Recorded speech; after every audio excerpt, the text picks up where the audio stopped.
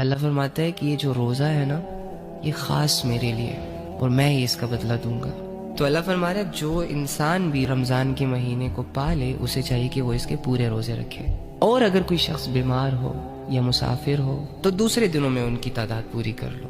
دیکھو نا یار، یہاں پر اللہ تعالیٰ انڈرسٹینڈ کر رہا ہے کہ نہیں کر رہا بندے کو.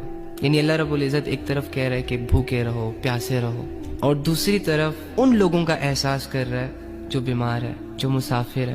یعنی اس زمانے میں اگر سوچا جائے تو آج کل تو گاڑیاں ہیں، گرمیوں میں اے سی لگا ہوتا ہے، سردیوں میں ہیٹرز لگے ہوتے ہیں، لیکن اس وقت جو سفر ہوتا تھا وہ بہت مشکل ہوتا تھا. لوگ گدھوں گھوڑوں پہ سفر کیا کرتے تھے، تپتی ریت پر، دھوپ پر، چٹانوں پر چڑھا کرتے تھے. تو ظاہری سی بات ہے اتنی ٹف سچویشن میں 2 کلومیٹر چلنے کے بعد زبان باہر آ جاتی ہے پیاس سے. اگر پینے کو کچھ ملے نا تو جان حلق تک آ جاتی ہے. تو اللہ احساس کر رہا ہے نا مسافروں کا. اللہ کو پتہ ہے نا کہ سفر میں کیا حال ہوتا ہے. دیکھو اللہ کیسے جان رہا ہے انسان کی فیلنگز.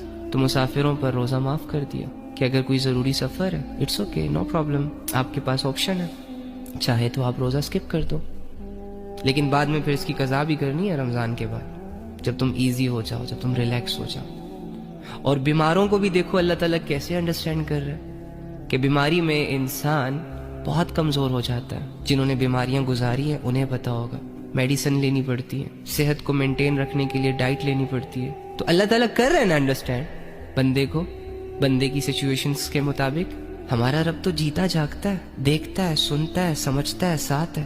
ہمارا رب زمینی من گھڑت خداؤں کی طرح تھوڑی نا کہ جن کے سامنے رویا جائے، جن کے سامنے لمبی لمبی باتیں رکھی جائیں اور وہ ٹس سے مس نہ ہو. ہمارا رب تو الحمدللہ تو بیماروں پر روزہ معاف کر دیا. اب دیکھو نا اس میں آپ کو اللہ کی محبت نظر نہیں آ رہی، یہ چیز فیل نہیں ہو رہی کہ اللہ انسان کو انڈرسٹینڈ کرتا ہے، انسان کو تنہا نہیں چھوڑتا، بے بسی میں اس کا ساتھ دیتا ہے، اسے برڈنائز نہیں کرتا، اس پر کوئی بوجھ نہیں ڈالتا. ایک سچے دوست کے علاوہ یہ اپرچونٹیز کون دے سکتا ہے تمہیں؟ ایک سچے محسن کے علاوہ اتنا ریلیف کون دے سکتا ہے تمہیں؟ تمہاری 60-70 سال کی زندگی کی عبادت کے بدلے ہمیشہ کی بادشاہت دینے والا اللہ کے علاوہ کون ہو سکتا ہے؟ 50 سال کے گناہوں کے بعد ایک رات کی عبادت اور دل سے نکلے چند توبہ کے الفاظوں سے تمہارے 50 سال کے گناہوں کو معاف کرنے والا اللہ کے علاوہ کون ہو سکتا ہے؟